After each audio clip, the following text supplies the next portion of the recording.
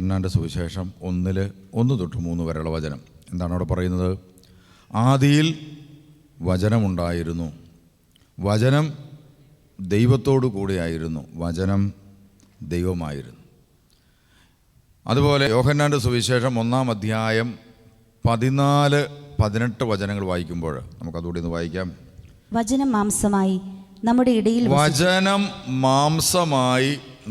ഇടയിൽ വസിച്ചു. അതാണ് യേശു. ആരാണ് യേശു? വചനം മാംസമായി നമ്മുടെ ഇടയിൽ വസിച്ചു. ഇതാണ് സഭ വിശ്വസിക്കുന്നത്. യേശുവിനെക്കുറിച്ച് സഭ വിശ്വസിക്കുന്നത് വചനമായ ദൈവം മാംസമായി നമ്മുടെ ഇടയിൽ വസിച്ചു. അങ്ങനെ വചനമായ യേശു മാംസമായി മനുഷ്യനായി ഈ ഭൂമിയിൽ വസിച്ച് നടത്തിയ പ്രവർത്തനങ്ങളാണ് പുതിയ നിയമത്തിൻ്റെ പ്രവർത്തനങ്ങൾ. അപ്പോൾ മാംസം ധരിക്കുന്നതിന് മുമ്പ് അവൻ എങ്ങനെയാണ് പ്രവർത്തിച്ചുകൊണ്ടിരുന്നത്, എപ്പോഴാണ് പ്രവർത്തിച്ചുകൊണ്ടിരുന്നത് മനുഷ്യരുടെ ഇടയിൽ എന്നും നമ്മൾ അറിഞ്ഞിരിക്കണം. അതുകൊണ്ട് ആവർത്തന പുസ്തകം 4-ാം അധ്യായത്തിൽ 12 മുതലുള്ള വചനം നമ്മൾ വായിക്കുകയാണ്. ആവർത്തന പുസ്തകം 4-ാം അധ്യായം 12 മുതലുള്ള വചനം. അപ്പോൾ അഗ്നിയുടെ മധ്യത്തിൽ നിന്ന് കർത്താവ് നിങ്ങളോട് സംസാരിച്ചു. അപ്പോൾ അഗ്നിയുടെ മധ്യത്തിൽ നിന്ന് കർത്താവ് തന്നോട് സംസാരിച്ചു. മോശയോട് സംസാരിക്കുന്ന ഭാഗമാണ്. വായിച്ചേ. നിങ്ങൾ ശബ്ദം കേട്ടു, ശബ്ദം മാത്രം. നിങ്ങൾ ശബ്ദം കേട്ടു, ശബ്ദം മാത്രം, രൂപമില്ല. അതുകൊണ്ടാണ് പഴയ നിയമത്തിൽ ദൈവം പറഞ്ഞത്, ഒരു രൂപവും നിങ്ങൾ ഉണ്ടാക്കരുത്. കാരണം എന്താ? രൂപമില്ല. ഇല്ലാത്ത രൂപം ഉണ്ടാക്കിയാൽ എന്നാ പറ്റും? വിഗ്രഹമാകും.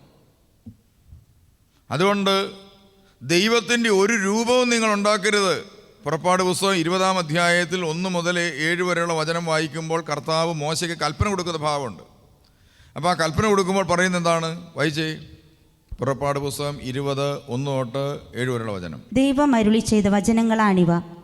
അടിമത്തത്തിൻ്റെ ഭവനമായ ഈജിപ്തിൽ നിന്ന് നിന്നെ പുറത്തു കൊണ്ടുവന്ന ഞാനാണ് നിന്റെ ദൈവമായ കർത്താവ്. അടിമത്തത്തിൻ്റെ ഭവനമായ ഈജിപ്തിൽ നിന്ന് നിങ്ങളെ പുറത്തു കൊണ്ടുവന്ന ദൈവം ഞാനാണ്. ആ ദൈവാരാ? ശബ്ദമാണ്, രൂപമില്ലായിരുന്നു. അപ്പം കാണാത്ത ഒരു ദൈവത്തെ, ശബ്ദം മാത്രം കേട്ട ഒരു ദൈവത്തെയാണ് അവരന്ന് ആരാധിച്ചു കൊണ്ടിരുന്നത്. അന്നും കാണുന്നതെല്ലാം ദൈവമാണെന്ന് ചിന്തിച്ച് അതിൻ്റെ പുറകെ പോയിക്കൊണ്ടിരുന്ന മനുഷ്യൻ അന്നും ഉണ്ടായിരുന്നു. കാണുന്ന പലതും ദൈവമാണെന്ന് അവർക്ക് പെട്ടെന്ന് തോന്നിപ്പോൾ. ഇപ്പോൾ സൂര്യൻ പ്രഭാതത്തിൽ ഉദിച്ചു, മനുഷ്യർക്ക് മുഴുവൻ പ്രകാശം നൽകി, ഊർജം നൽകി, വൈകുന്നേരം കാണാതെ പോകുന്ന ഒരാളാണ്. പിറ്റേ ദിവസം രാവിലെയും വരും. സ്വാഭാവികമായും നമ്മുടെ ജീവിതത്തെ താങ്ങി നിർത്തുന്ന ഒരു വസ്തു എന്ന നിലയിൽ, ഒരു സൃഷ്ടവസ്തു എന്ന നിലയിൽ സ്വാഭാവികമായും നമ്മളെക്കാൾ ശക്തിയുള്ള, നമ്മളെ കരിച്ചു കളയാൻ സാധ്യതയുള്ള ഒരാളെ നമുക്ക് ആരായിട്ട് കാണാൻ പറ്റും? ദൈവമായിട്ട് വേണേൽ കാണാൻ പറ്റും. അതിന് തെറ്റൊന്നുമില്ല. ഓരോരുത്തർക്ക് അവരവർക്ക് എന്ത് വേണേലും കാണാം. അത് നിങ്ങൾ മനസ്സിലാക്കിക്കോണം കേട്ടോ. അവരവർക്ക് അവരവരുടെ രീതിയിൽ വിശ്വസിക്കാനായിട്ടുള്ള എല്ലാ അവകാശവും ഈ രാജ്യത്തുണ്ട്. അങ്ങനെ വേണേൽ വിശ്വസിക്കാം.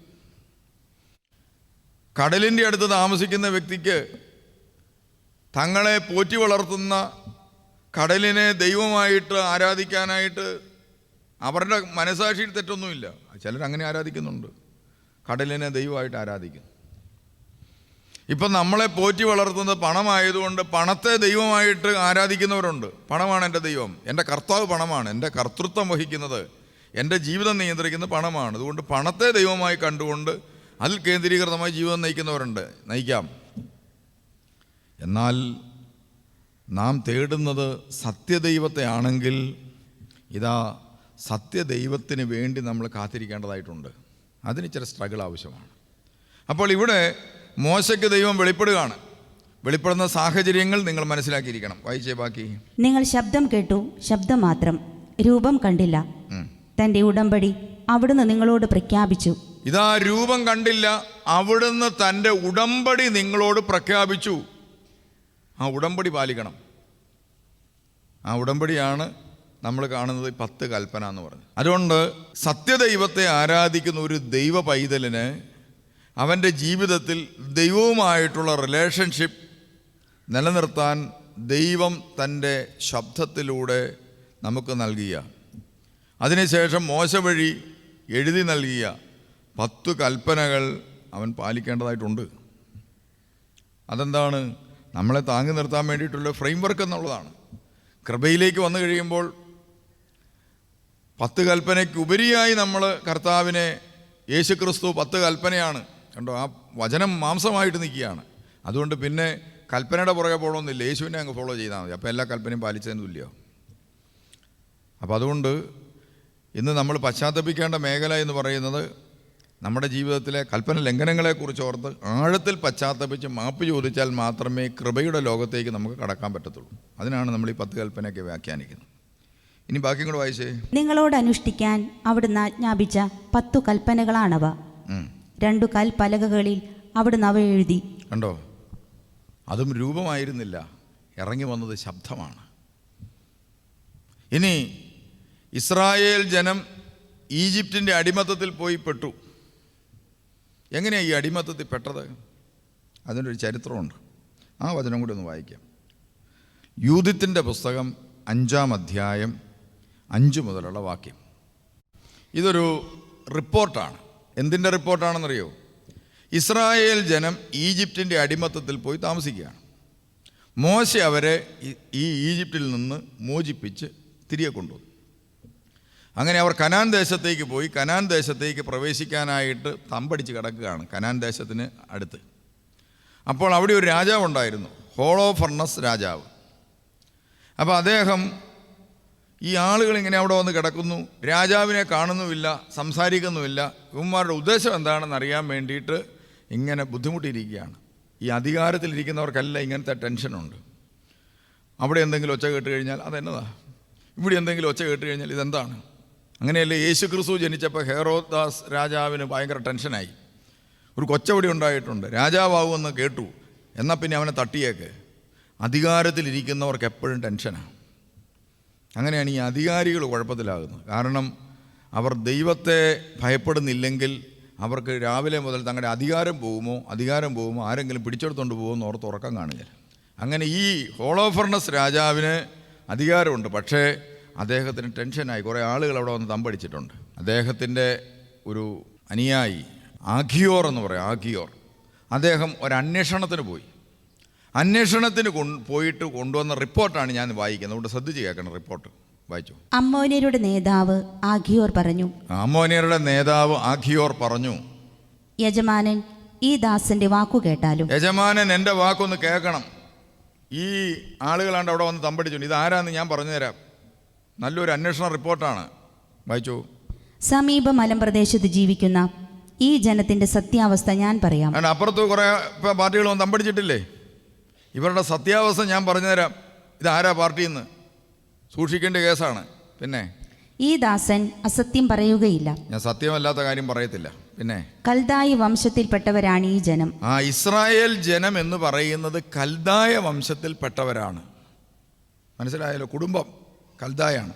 പിന്നെ കൽദായിൽ വസിച്ചിരുന്ന തങ്ങളുടെ പിതാക്കന്മാരുടെ ദേവന്മാരെ ആരാധിക്കാൻ വിസമ്മതിച്ചതിനാൽ ഒരു കാലത്ത് അവർക്ക് മെസപ്പൊട്ടോമിയയിൽ പോയി താമസിക്കേണ്ടി വന്നു. അപ്പോൾ ഇവരുടെ ആരംഭം മെസപ്പൊട്ടോമിയ എന്നാണ് നമ്മൾ പുസ്തകത്തിൽ വായിച്ചിരിക്കുന്നതും പഠിച്ചിരിക്കുന്നത്. മെസപ്പൊട്ടോമിയയിൽ നിന്നാണ് ഇസ്രായേൽ ജനം കനാനിലേക്ക് യാത്ര തിരിച്ചത്. ഇസ്രായേലിൻ്റെ ഒരു ചരിത്രം നമ്മൾ അറിഞ്ഞിരിക്കണം. എവിടെയാണ് ഈ ഇസ്രായേൽ എന്ന് പറഞ്ഞാൽ തിരഞ്ഞെടുക്കപ്പെട്ട ജനം, സത്യദൈവം വെളിപ്പെട്ട ജനം എന്നൊക്കെയാണല്ലോ നമ്മൾ പറയുന്നത്. അപ്പോൾ അങ്ങനെയാണെങ്കിൽ ഇവർക്ക് എപ്പോഴാണ് വെളിപ്പെട്ടത്, എങ്ങനെയാണ് വെളിപ്പെട്ടത് എന്നുള്ളത് അറിയണം. എവിടെയാണ് ഈ സത്യദൈവവും ദൈവമല്ലാത്തവയും തമ്മിൽ വേർതിരിയുന്നതെന്ന് സത്യം റൂട്ട് നിങ്ങൾ അറിഞ്ഞിരിക്കണം. അവർ മെസപ്പൊട്ടോമിയയിൽ വന്ന് താമസിക്കാൻ കാരണം എന്താണ്? ഇവിടെ കൃത്യമായിട്ട് പറഞ്ഞു. ഒന്നുകൂടെ വായിച്ചത്. തങ്ങളുടെ പിതാക്കന്മാരുടെ ദേവന്മാരെ ആരാധിക്കാൻ വിസമ്മതിച്ചതിനാൽ ഒരു കാലത്ത് അവർക്ക് മെസപ്പൊട്ടോമിയയിൽ പോയി താമസിക്കേണ്ടി വന്നു. അപ്പോൾ ഇവർ താമസിച്ച കൽദായ ദേശത്ത് ഒത്തിരി വിഗ്രഹാരാധനകളൊക്കെ ഉണ്ടായിരുന്നു. കാണുന്ന കല്ലിനെയും തടിയെയും മരത്തെയും പണത്തെയും സ്വത്തിനെയും സ്വർണത്തെയും സമ്പത്തിനെയും ഒക്കെ കിട്ടുന്നതിനെ കയറി എന്തു ചെയ്യും? അവർ ദൈവമാണെന്നോർത്ത് ആരാധിക്കും. അതിൻ്റെ ഒരു പതിപ്പായിട്ടാണ് ഇപ്പോൾ എന്ത് ചെയ്യുന്നത്? നമ്മൾ ആത്മീയതയുടെ പേരിൽ കാണുന്നതിൻ്റെ എല്ലാം പിന്നാലെ പോകും. ആര് പറഞ്ഞാലും ചെയ്യും, എന്ത് പറഞ്ഞാലും ചെയ്യും. എന്നതാണെന്നൊന്നും അറിയത്തില്ല. നമ്മൾ പറയണം 5 തിരി കത്തിച്ചേക്കാം, അന്ന് 5 തിരി. അതെന്തിനാന്ന് ചോദിക്കത്തില്ല. ഇത് ദൈവം പറഞ്ഞിട്ടാണോ ഇതൊന്നും ചോദിക്കില്ല. 5 തിരിയെങ്കിൽ 5 തിരി. ഒരു 5000 രൂപ അടച്ചൊരു പ്രാർത്ഥനയുണ്ട്, പ്രത്യേകം പറഞ്ഞു. 5000 രൂപയുടെ പ്രാർത്ഥനയാണ്. എന്നാൽ പിന്നെ അതുകൂടി പറഞ്ഞ് എഴുതിക്കൂ. അറിവില്ലാതെ ആരാധിക്കുന്നതിന് പറയുന്ന പേരാണ് വിഗ്രഹാരാധന. അതുകൊണ്ട് നിങ്ങൾ അറിഞ്ഞാരാധിക്കണം. അതല്ലേ യോഹന്നാൻ്റെ സുവിശേഷം 4-ാം അധ്യായത്തിൽ നിങ്ങൾ അറിയാത്തതിനെ ആരാധിക്കുന്നു, ഞങ്ങളാകട്ടെ അറിയുന്നതിനെ ആരാധിക്കുന്നു എന്ന് പറയുന്നു. ഇസ്രായേൽ ജനത്തെക്കുറിച്ച് പറയുന്നതാണ്, ഞങ്ങൾ അറിയുന്നതിനെ ആരാധിക്കുന്നു. സമരിയാക്കാരെക്കുറിച്ച് പറയുന്നത് നിങ്ങൾ അറിയാത്തതിനെ ആരാധിക്കുന്നു. അപ്പം നിങ്ങൾ ചിന്തിക്കുക, നിങ്ങൾ അറിഞ്ഞാണോ ആരാധിക്കുന്നത്, അറിയാതെ കേട്ടും അവിടെ ഇവിടെയും കേട്ടതും കണ്ടതും വെച്ചോണ്ടുള്ള കീച്ചാണ് കീച്ചുന്നത്? നമ്മൾ ചിന്തിക്കണം. അപ്പം നമുക്ക് മനസ്സിലാകും, ഒന്നും അറിഞ്ഞിട്ടില്ല, ആരാണ്ടൊക്കെ പറഞ്ഞു, ഏതാണ്ടൊക്കെ പറഞ്ഞു, അത് വെച്ചുള്ള പ്രാർത്ഥനയാണ്. അതുകൊണ്ടാണ് നമ്മളിപ്പോൾ ഈ പരുവത്തിലാകുന്നത്. അവിടുന്ന് മാറി സത്യദൈവത്തെ കണ്ട് ആരാധിക്കുന്ന മനുഷ്യനായി മാറണം. ഇനി വായിച്ച ബാക്കി. ഇവർ പൂർവികന്മാരുടെ മാർഗങ്ങൾ ഉപേക്ഷിച്ചു. പിന്നെ തങ്ങൾക്കറിയാനിടയായ സ്വർഗസ്ഥനായ ദൈവത്തെ ആരാധിച്ചു. തങ്ങൾക്കറിയാനിടയായ സ്വർഗസ്ഥനായ പിതാവിനെ ആരാധിച്ചു. അപ്പം അറിയാൻ ഇടയായി, അറിയാൻ അവസരമുണ്ടായി. അതെങ്ങനെ ഉണ്ടായത്? അവരിങ്ങനെ വിഗ്രഹങ്ങളൊക്കെ ആരാധിച്ച് കഴിയുകയാണ്. ഉദാഹരണത്തിന് മോശ ഈജിപ്തിൻ്റെ അടിമത്തത്തിൽ കഴിയുന്ന കാലത്ത് അന്ന് അവർക്ക് ദൈവം വെളിപ്പെട്ടിട്ടുണ്ട്. പക്ഷേ വെളിപ്പെട്ട ദൈവം അവരുടെ കയ്യിൽ നിന്ന് നഷ്ടപ്പെട്ടു. എങ്ങനെയോ അതിനൊരു ചരിത്രമുണ്ട്, അത് ഞാൻ ഇപ്പോൾ ഇത് കഴിയുമ്പോൾ പറയാം. അവർ ഈജിപ്തിൻ്റെ അടിമത്തത്തിൽ ചെന്ന് പെട്ടു. അവിടെ തൊട്ടുള്ള ചരിത്രം നിങ്ങളൊന്ന് കേൾക്കുക. അവിടെ ചെന്ന് താമസമൊക്കെ ആയി, ഭക്ഷണമൊക്കെ കഴിച്ച് വലിയ കുഴപ്പമൊന്നുമില്ലാതെ ജീവിക്കുകയായിരുന്നു. അപ്പോഴാണ് അവിടുത്തെ ഫറവോന്മാർ കഠിനഹൃദയരായിട്ട് മാറാൻ തുടങ്ങി. അവരോട് സ്നേഹമുള്ളവരൊക്കെ മരിച്ചു, പുതിയ ആളുകൾ വന്നു, ഇസ്രായേൽ ജനത്തെ കാണാൻ മേല. അങ്ങനെ ഇവരെ കൊണ്ട് കഠിന ജോലികൾ ചെയ്യിച്ച് ഉപദ്രവം തുടങ്ങി. ഉപദ്രവിക്കും തോറും ഇവരുടെ പിള്ളേരെല്ലാം ഇഷ്ടം പോലെ പിള്ളേരുണ്ടാകുന്നു, ഉള്ളത് ആരോഗ്യമുള്ളതാണ്. അപ്പം ഈജിപ്തുകാർക്ക് വീണ്ടും ടെൻഷനായി. ഇവന്മാരെങ്ങാനും ഭരണം പിടിച്ചെടുത്ത് ഈജിപ്റ്റ് പിടിച്ചെടുത്തെങ്കിലോ. അതുകൊണ്ട് മക്കളുണ്ടാകാതിരിക്കാൻ ജോലി കൂടുതൽ ചെയ്യിച്ചുകൊണ്ടിരുന്നു. അതിന് കഷ്ടത കൂടുന്തോറും ജനം പെരുകാൻ തുടങ്ങി. അങ്ങനെ ആയിക്കഴിഞ്ഞപ്പോഴാണ് പീഡനത്തിൻ്റെ മധ്യത്തിൽ ഒരു കൊച്ച് ജനിക്കുന്നത്. ആരാണ്? മോശ. അപ്പോൾ മോശ ജനിച്ചു കഴിഞ്ഞപ്പോൾ അമ്മയ്ക്ക് ടെൻഷനായി. ഇവനെ മിക്കവാറും കൊല്ലാൻ സാധ്യതയുണ്ട്. ഈജിപ്തിൽ നൈൽ നദിയിൽ എറിഞ്ഞു കൊല്ലും ഇസ്രായേലിലെ കുഞ്ഞുങ്ങളെ. അതുകൊണ്ട് ആൺകുഞ്ഞുങ്ങളെ കൊല്ലുമെന്നതുകൊണ്ട് ഇതിനെ എന്ത് ചെയ്തു? ഒരു ചെറിയ പെട്ടകം ഉണ്ടാക്കിയിട്ട് അതിനകത്തിട്ട് വെള്ളത്തിലിട്ടു. അങ്ങനെ വെള്ളത്തിൽ കിടന്ന് കൊച്ചു അതിലൂടെ ഒഴിയെല്ലാം നടന്നേച്ച് ചെന്ന് കൈപ്പെട്ടതാറുടെ ഈജിപ്തിലെ ഫറവോൻ്റെ മകളുടെ കൈ ചെന്ന് വിട്ടു. മകൾ ഈ കൊച്ചിനെ എടുത്ത് എന്ത് ചെയ്തു? വീട്ടിൽ കൊണ്ടുപോയി നമ്മുടെ ഈജിപ്തിലെ കൊച്ചാന്ന് പറഞ്ഞ് വളർത്തി. അങ്ങനെ വളർത്തി ആ കൊച്ചാവുമോ? സ്വഭാവം മറ്റേത് തന്നെ. ഇപ്പം പാമ്പും കുഞ്ഞിനെ എടുത്തിട്ട് പട്ടിക്കുഞ്ഞാന്ന് വളർന്നു വന്നു കഴിയുമ്പോൾ എന്ത് ചെയ്യും? അവൻ നമുക്കിട്ട് കീച്ചും. അതുകൊണ്ട് അങ്ങനെയൊന്നും വളർത്തിയിട്ട് കാര്യമില്ല, റൂട്ട് കറക്റ്റായിരിക്കണം. എന്തായാലും മോശ വളർന്നു വന്നു. മോശയുടെ ഉള്ള് ഇസ്രായേലിൻ്റെ ഉള്ളും മോശയുടെ ശരീരം ഈജിപ്തിൻ്റെ ശരീരവുമായിട്ടാണ് വളരുന്നത്. ശാരീരികമായി കിട്ടുന്ന ഭക്ഷണം കഴിക്കുന്ന ഈജിപ്തിൽ നിന്ന്, വെള്ളം കുടിക്കുന്ന ഈജിപ്തിൽ നിന്ന്. പക്ഷേ മനസ്സ് കിടക്കുന്നത് മുഴുവൻ വേറെ സ്ഥലത്ത്. അതാണ് ഈ ശരീരത്തെ മാത്രം സഹായിച്ചതുകൊണ്ട് വലിയ കഥയൊന്നുമില്ല. സുവിശേഷം എന്ന് പറയുന്നത് മനസ്സിനെയും ആത്മാവിനെയും സഹായിക്കലാണ്. അതുകൊണ്ട് മാത്രം എന്തെങ്കിലും പ്രയോജനം ഉണ്ടാകത്തുള്ളൂ. ആത്മാവ് മാറിയാൽ മാത്രമേ വ്യത്യാസം ഉണ്ടാകത്തുള്ളൂ. അപ്പം മോശയുടെ മനസ്സോ ആത്മാവോ മാറ്റാൻ അവർക്ക് സാധിച്ചില്ല. പക്ഷേ എല്ലാ ബുദ്ധിവൈഭവങ്ങളും ഈജിപ്തിലേത് പഠിച്ചു. എന്നിട്ട് എന്ത് പറ്റി? മോശ വളർന്നു വന്നു. എന്നാൽ ഇസ്രായേലിൻ്റെ ദൈവിക സ്വഭാവം ഒട്ടില്ല താനും. അതാരും പ്രൊമോട്ട് ചെയ്യാഞ്ഞതുകൊണ്ട് ആത്മീയ മനുഷ്യൻ വളർന്നിട്ടില്ല. ജഡീക സ്വഭാവക്കാരനായിട്ടാണ് തന്നെയാണ് വളർന്നിരിക്കുന്നത്. അങ്ങനെ ഇവരെന്ത് ചെയ്തു? ഇസ്രായേലിൽ എന്തോ ഒരു പ്രശ്നം ഉണ്ടായിക്കഴിയുമ്പോൾ ഈജിപ്തുകാരൻ ഒറ്റ അടി വെച്ച് കൊടുത്തു. ഈജിപ്തുകാരൻ ചത്തുപോയി. അങ്ങനെ മോശ ഒരു കൊലപാതകത്തിന് വരെ ഉത്തരവാദിയായി. പക്ഷേ ഈ മോശയ്ക്ക് ദൈവം കൊടുത്തിരിക്കുന്ന ദൈവവിളി എന്താണെന്നറിയോ? ഇന്നത്തെ എല്ലാ മഹാപുരോഹിതന്മാരും മോശയുടെ പിൻഗാമികളാണ്. അതുകൊണ്ടാണുള്ള തലയിൽ തുണിയൊക്കെ ഇട്ട് മോശയുടെ വടിയൊക്കെ പിടിച്ച്. അപ്പം ഞങ്ങളുടെ ഏറ്റവും പഴയ പൂർവ്വ പാർട്ടി അതാണ്, ഒരാളെ തട്ടിയ ആളാണ്.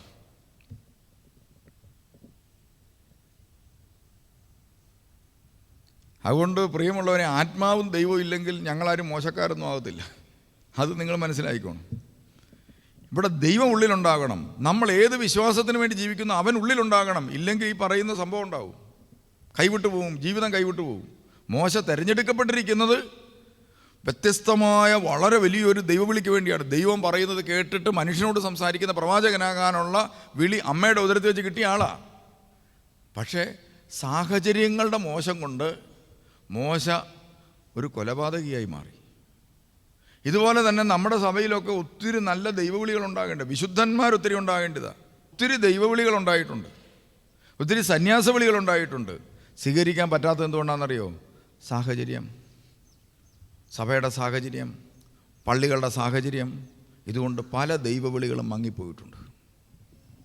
അങ്ങനെ മോശയുടെ ദൈവവിളി മങ്ങി വിശുദ്ധനായി തീരേണ്ട, ലോകത്തിൽ ഏറ്റവും സൗമ്യനാകേണ്ടവൻ ഏറ്റവും കുഴപ്പക്കാരനായിട്ട് മാറി. ഒരാളെ തട്ടുകയും കൂടെ ചെയ്തു. അപ്പോൾ പിന്നെ നാട്ടിൽ നിൽക്കാൻ പറ്റിയല്ലോ. അങ്ങനെ നാട് വിട്ടു. അങ്ങനെ നാട് വിട്ട് അദ്ദേഹം ഇങ്ങനെ നടക്കുകയാണ്. കുറ്റിക്കാടുകൾ വഴിയൊക്കെ നടക്കുമ്പോഴാണ് കല്യാണം കഴിക്കാൻ പറ്റി. അങ്ങനെ കല്യാണം കൂടെ കഴിച്ചതോടുകൂടി കുറച്ച് ആടിനെയും കിട്ടി. അമ്മായിയപ്പൻ്റെ ആടിനെയും നോക്കി കുറ്റിക്കാട് വഴി ഇങ്ങനെ നടക്കുകയാണ്. നമ്മൾ മനസ്സിലാക്കിക്കോണം, നമ്മൾ ദൈവത്തിൽ നിന്ന് മറഞ്ഞു നിന്നാലും, നമ്മൾ പാപം ചെയ്ത് ദൈവത്തിൽ നിന്ന് അകന്നു പോയാലും ദൈവം ഒരിക്കലും നമ്മളിൽ നിന്ന് അകന്നു പോകില്ല. നമ്മുടെ പുറകെ ഉണ്ട്. നമ്മൾ പറയുകയാണ്, ഇനി ഞാൻ ദൈവത്തെ വിളിക്കുന്ന പ്രശ്നം ഉദിക്കുന്നില്ല.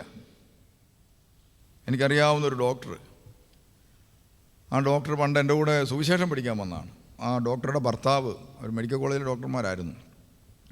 ഭർത്താവ്, അദ്ദേഹത്തിൻ്റെ വലിയ ആഗ്രഹം എന്താണ്? PG പഠിക്കണം. അഡ്മിഷന് വേണ്ടി പ്രാർത്ഥിച്ചുകൊണ്ടിരിക്കുക. ഭാര്യയും ഭർത്താവും കൂടി ധ്യാനമൊക്കെ കൂടി പ്രാർത്ഥിക്കുകയാണ്. ഒന്നാമതെഴുതി തോറ്റുപോയി, രണ്ടാമതെഴുതി തോറ്റുപോയി. അതോടുകൂടി ഭർത്താവ് കർത്താവിനെ ഉപേക്ഷിച്ച്. ആ ഭാര്യ പറയുമായിരുന്നു, കർത്താവിനെ വേണ്ടെന്ന് വെച്ച്. പുള്ളി പറഞ്ഞ്, ഈ പരിപാടി ചുമ്മാ ഇങ്ങനെ ആരാധിച്ചിരുന്നിട്ട് നമുക്ക് അഡ്മിഷൻ കിട്ടിയോ? കിട്ടും തരുമെന്നൊക്കെ പറഞ്ഞുകൊണ്ടല്ലേ ഇങ്ങനെ ആരാധിച്ച്. എന്നിട്ട് ആ യേശുക്രിസ്തുവിൻ്റെ ഫോട്ടോ എടുത്തിട്ട് ഒരൊറ്റ ഏറ് വെച്ചു കൊടുത്തു. ഭിത്തിയെന്ന് ആ ഫോട്ടോ എടുത്തിട്ട് നിലത്തടിച്ച് പൊട്ടിച്ചിട്ട് പറഞ്ഞു, ഇനി ഈ ഇത്തിരി സംഭവങ്ങളൊന്നും ഇവിടെ വേണ്ട. ഇത് ഞാൻ എൻ്റെ ബുദ്ധി കൊണ്ടും എൻ്റെ കഴിവുകൊണ്ടും പഠിച്ച് ഇത്രയൊക്കെ കിട്ടി, ഇനി അത് മതി. ദൈവം എന്ന് പറഞ്ഞുകൊണ്ടിരുന്നിട്ട് നമുക്ക് പറ്റാത്തത് കിട്ടുമെന്ന് വിചാരിച്ചു. ബാക്കിയുള്ളവനൊക്കെ കിട്ടി. ആണ്ട് ദൈവത്തെ ആരാധിക്കാത്തവനൊക്കെ അഡ്മിഷൻ കിട്ടി, എനിക്ക് മാത്രം കിട്ടിയില്ല.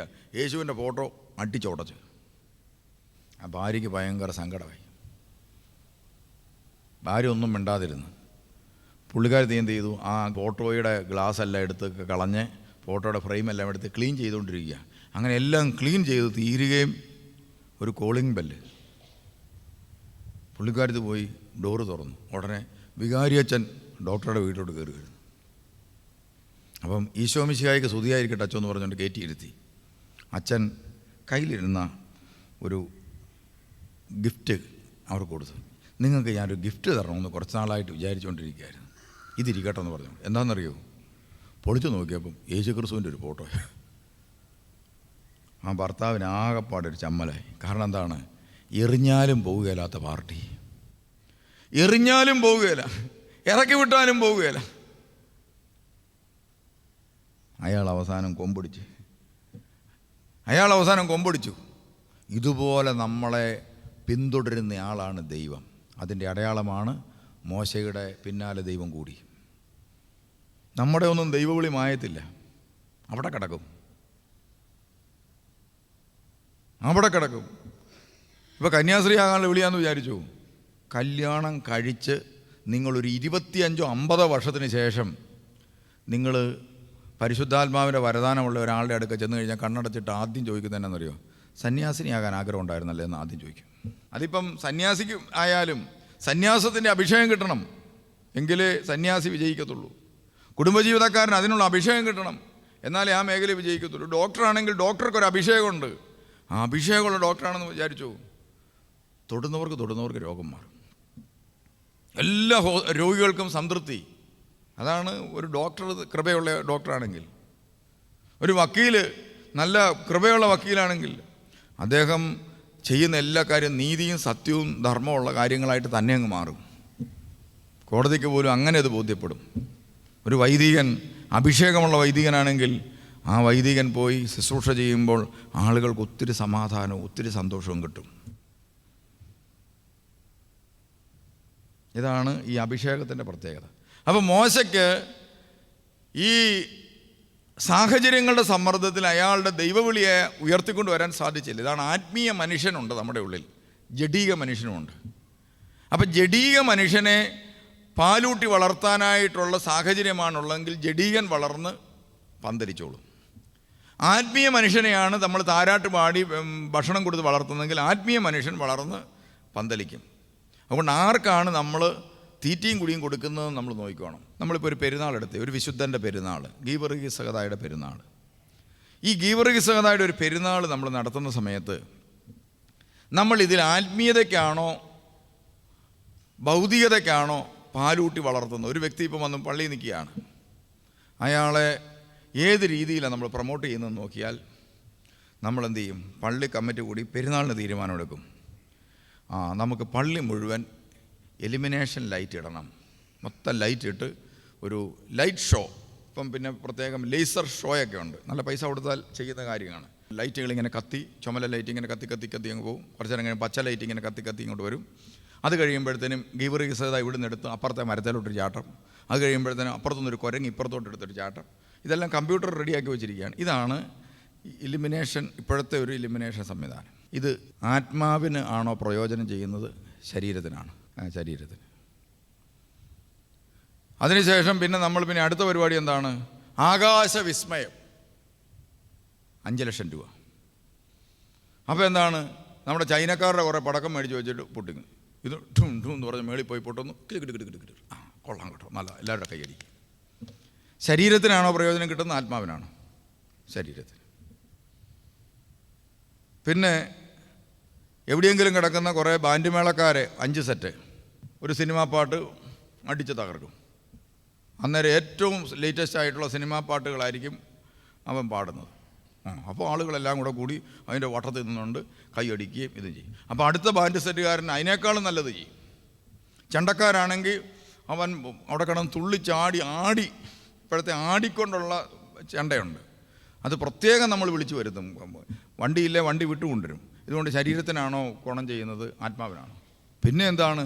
ട്രസ്റ്റിയും സെക്രട്ടറിയും കൂടെ തലയാഴ്ചയിൽ ഒരൊറ്റ പോക്ക്. അത് നമ്മുടെ ഈ ഭാഗത്തേക്കില്ല, അത് വടക്കൻ മേഖലയിലാണ് കൂടുതലുള്ളത്. എന്താണ്? പെരുന്നാളിന് ഒരു ഒരാഴ്ച മുമ്പേ ട്രസ്റ്റിയും സെക്രട്ടറിയൊക്കെ കൂടി ഒരൊറ്റ പോക്കാണ്.